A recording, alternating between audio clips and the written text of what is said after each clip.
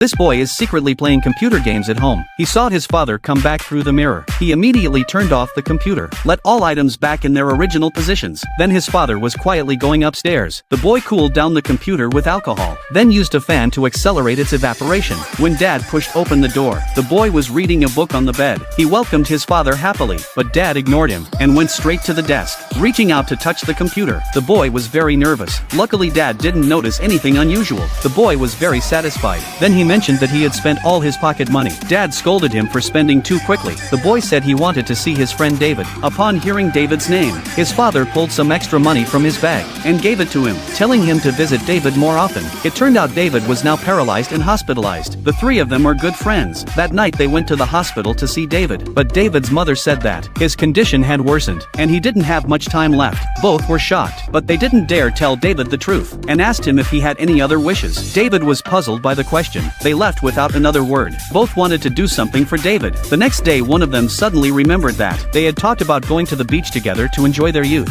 So they sneaked into the hospital early in the morning, picked David up and drove him away. They were both excited along the way. Then a traffic police officer stopped them, but they celebrated by high-fiving the police, which left him very confused. After a while the officer reacted and stopped them. When he started checking IDs, he saw the patient and decided to let them go, only reminding them not to overload. But then they had another idea. They put David in a wheelchair and dragged him. The police stopped them again, intending to impound their vehicle. After learning the truth, the deeply moved police decided to escort them on their way. When they finally reached the beach, they found garbage everywhere. The two looked at each other in confusion. After clearing a path, they happily pushed David forward. However, his wheelchair accidentally hit a rock, and David fell. After comforting David, they decided to carry him on their backs and continue running along the beach, but they fell again and again. After regrouping, they finally headed for the sea. Just as they were having fun, David was soaking in the water. They seemed to realize that this wasn't David's true desire. When returning hospital, they questioned him again, and David confessed his true feelings. He wanted a girlfriend. So they gathered all the female classmates and asked if they would sleep with him. They were slapped several times. Mike found his first love